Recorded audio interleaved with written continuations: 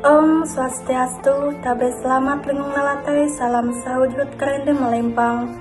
Perkenalkan, nama saya Natasha dengan NIM 2210028, Prodi Pendidikan Seni dan Keagamaan Fakultas Dharma Acarya semester 3. Adapun dalam video ini yang saya buat untuk memenuhi UTS mata kuliah pengantar acara agama Hindu yang bertentang orang suci dan tempatnya. Seperti yang kita ketahui, semua agama yang ada di Indonesia ini memiliki orang suci.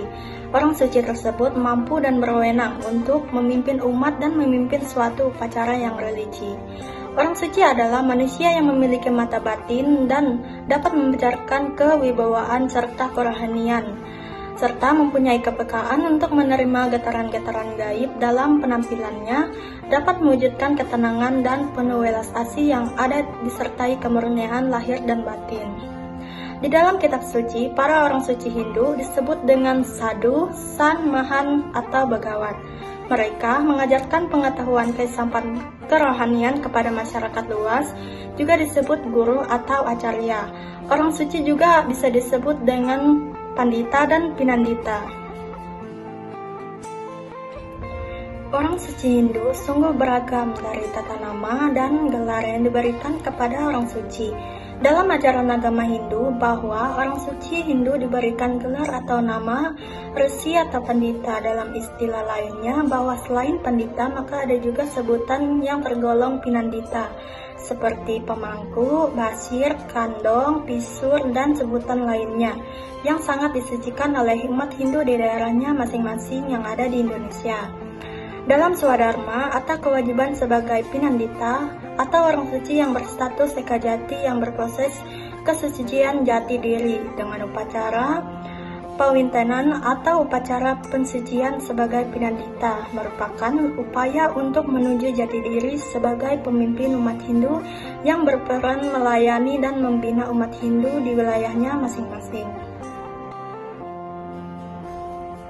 Orang suci Hindu memiliki tugas, misi, sebagai duta atau utusan bagi umat Hindu yang bersifat religius, spiritual, mental, moral, kerohanian, dan hal-hal yang bersifat abstrak.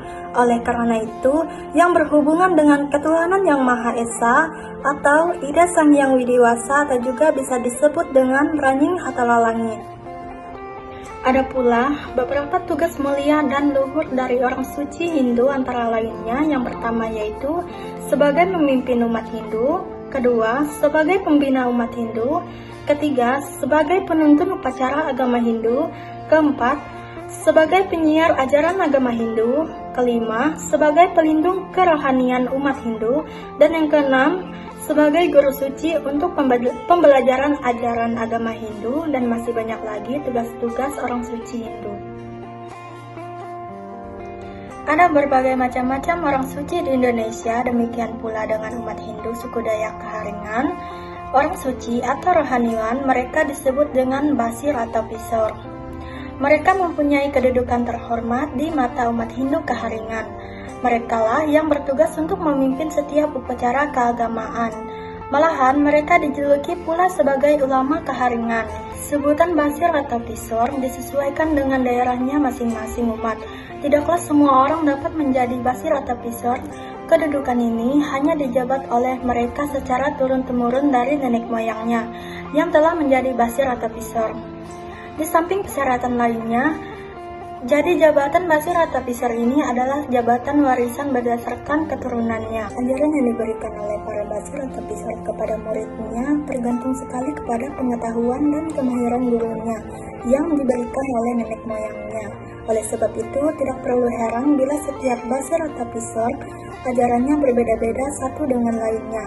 Dan hal ini berdampak pula pada upacara ritual yang mereka laksanakan satu sama lainnya, berbeda dengan pemujaan bahasa yang dipergunakan dalam bahasa Sangyang, atau bisa disebut sebagai bahasa Hatala atau bahasa Tuhan. Ada pula persyaratan untuk menjadi orang suci seperti basir atau pisor, yaitu yang pertama, 1. Dapat mengendalikan diri, bersikap dan berperilaku yang baik dan santun. Yang kedua, menguasai bahasa Sangyang dengan baik. Yang ketiga, beragama Hindu keharian. Dan yang terakhir, yang keempat, sudah dinobatkan atau dikukuh oleh Sang Hyang melalui bahan. Tempat suci Hindu keharian yaitu Balai Basarah merupakan jenis tempat suci keharian yang berada di Kalimantan Tengah.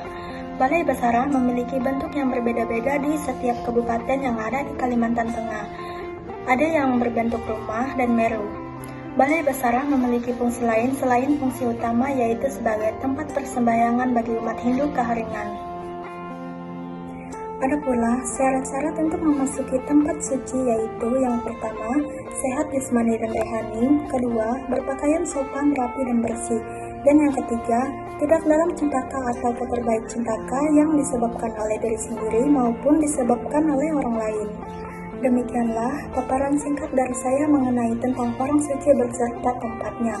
Jika ada kata yang salah saya mohon maaf dan saya mengakhiri dengan mengucapkan terima santi. Om Santi, Santi, Santi, Om Santi.